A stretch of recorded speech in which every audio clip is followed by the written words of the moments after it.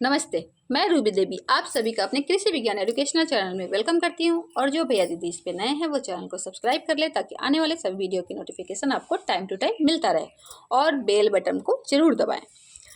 तो आज हम लोग मुख्य रूप से जानेंगे केले के कीट और रोग। तो जो केले के कीट हैं वो मुख्य 4 हैं। कौन कौन से हैं? केला का घून है, केला का बीटल है, केला का माहू कीट है और केला का छिद्रक भृंग कीट है। तो इन चारों के विषय में जानेंगे और साथ ही साथ इसके रोग के विषय में जानेंगे और इससे कैसे उपचारित करना है, कैसे रोगों से बचना है, ये भी जानेंगे। तो चलिए वीडियो को स्टार्ट करते हैं और शुरू करते हैं। सबसे पहला जो कीट है वो है केला का घून। ये दिखने में काले और चमकीले होते हैं और ये सबसे ज़्यादा नुकसान पहुंचाते हैं। ये सालों भर अंडे देते हैं। इनके जो बच्चे होते हैं, ये एक मादा कीट है। जो केला का घून जो है ये एक मादा कीट है। ये सालों भर अंडा देती है और इनके जो बच्चे हैं वो तने में छेद करते हुए नीचे से लेके ऊपर चढ़ते हैं और पौधे को पूरी तरह सुखा देते हैं। उसके अंदर का सारा रस चूस जाते हैं और फिर इसकी वजह से पौधे सूख जाते हैं। तो इन काले रंग के घून से बचने के लिए, केला का जो ये घून है, इससे बचने के लिए क्या करना है कि क्लोरोपाइरीफास से उपचारित करके पौधों को लगाना है। जो भी आप किस्म ला रहे हैं केले की, उन्हें आपको पहले उपचारित करना है क्लोरोपाइरीफास से। क्लोरोपाइरीफास लेना है 20% और 4 मिली प्रति लीटर पानी में घोलना है और फिर उसे उपचारित करना है। ये जो केले का घून है ये ज़्यादातर क्षेत्रों में इसे देखा गया है। जहाँ पर केले की उत्पादन होती है उन क्षेत्रों में ये बहुत ही ज़्यादा होता है। मतलब जहाँ भी केले की उत्पादन हो रही है ना, वहाँ पे ये केले का घून जो है ये होगा ही होगा, क्योंकि ये प्रमुख कीट है। केला का जो घून है ये प्रमुख कीट है और ये इस तरह से पौधों को नुकसान पहुँचाता है। उसके जो बच्चे हैं वो उसमें छिद्र करते हुए ऊपर की ओर बढ़ते हैं और पूरी तरह से केले को नष्ट कर देते हैं, केले के पौधे को। दूसरा जो है वो छिद्रक भृंग है या वयस्क कीट है। ये क्या करता है कि पत्तियों और फलों को खाता है और फिर पौधों को नुकसान पहुंचाता है। जब ये पत्तियों को ही खा जाएगा, फलों को ही खा जाएगा, तो आमदनी कहाँ से होगी? आर्थिक नुकसान हुआ ना किसानों का, ये कृषकों का, जो भी केले की खेती किए हैं उनका। तो ये क्या करता है कि पत्तियों और फलों दोनों को खा जाता है। तो इससे बचने के लिए क्या करना है कि कार्वेलिस 50% लेना है, 2 ग्राम प्रति लीटर पानी में घोलकर स्प्रे करना है। और इसका जो प्रकोप है, ये छिद्रक भृंग का जो प्रकोप है, केले का जो छिद्रक भृंग है, इसका जो प्रकोप है ये मानसून और गर्मियों में बहुत ज़्यादा होता है। और जो ये केले का घून है इसका सबसे ज़्यादा प्रकोप होता है जून से जुलाई में। उस समय ये सबसे ज़्यादा तेज़ी से आक्रमण करते हैं और सबसे ज़्यादा नुकसान पहुंचाते हैं। और अब बात आती है केले का माहू कीट। जो ये केले का माहू कीट है ये क्या करता है कि इसके जो वयस्क कीट हैं और बच्चे हैं, ये दोनों क्या करते हैं कि पत्तियों के जो मुलायम पत्तियां हैं उनके रस को चूसते हैं और पौधों को नुकसान पहुंचाते हैं, नष्ट करते हैं। और ये वंची टॉप बीमारी के वाहक भी हैं। वंची टॉप एक बीमारी है केले का जिसके ये वाहक हैं। माहू कीट, केले का माहू कीट उसके वाहक हैं।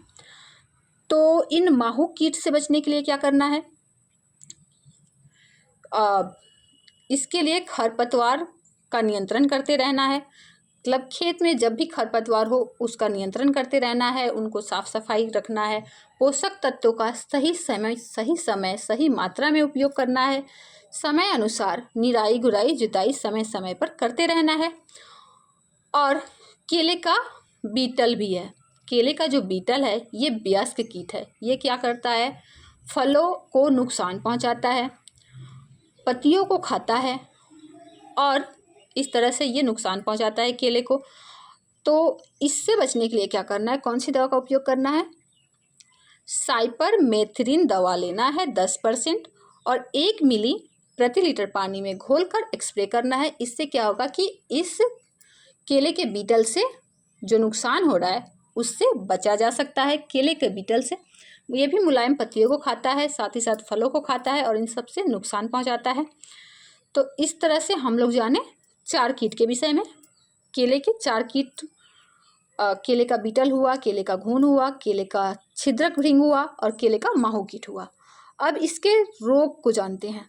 इसका जो रोग है, केले में जो रोग लगते हैं इसकी फसल में, वो मुख्य रूप से लगते हैं, उनके कारण हैं ये फफूंद जनित रोग होते हैं, जीवाणु जनित रोग होते हैं और विषाणु जनित रोग होते हैं। इन 3 कारणों से केले में रोग लगता है, जिसमें से पमाना बिल्ट जो है ये सबसे मुख्य रोग है। इसमें क्या होता है कि जो इसके जो लक्षण हैं, इसमें एकाएक पत्तियां, पौधे सूख जाते हैं, पौधे जो हैं वो अचानक से सूख जाते हैं, या फिर एकल पत्ती का पीला पड़ना, ये इसका लक्षण है। तो इसमें क्या होता है कि पहले पत्तियां पीली पड़ जाती हैं, उसके बाद रंगीन हो जाती है, रंगीन होने के बाद मुरझाकर सूख जाती हैं। तो इस तरह से ये पौधों को पूरी तरह नष्ट कर देता है। ये जो केले का पनामा बिल्ट रोग है, जो ये केले को पूरी तरह से नष्ट कर देता है। इससे बचने के लिए क्या करना है कि खरपतवार का नियंत्रण करना है, निराई गुड़ाई जुताई समय अनुसार करते रहना है और साथ ही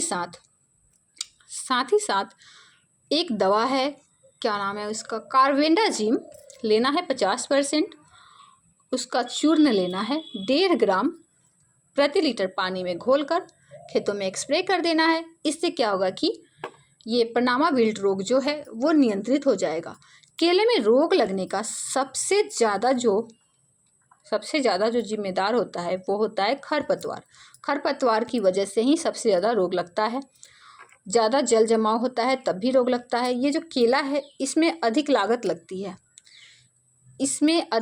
लगती है, तभी जाके केले की खेती होती है, क्योंकि इसमें समय समय पर निराई गुड़ाई जुताई, दवाई, कीटनाशकों का उपयोग करते रहना पड़ता है, नहीं तो आर्थिक नुकसान होता है कृषकों को।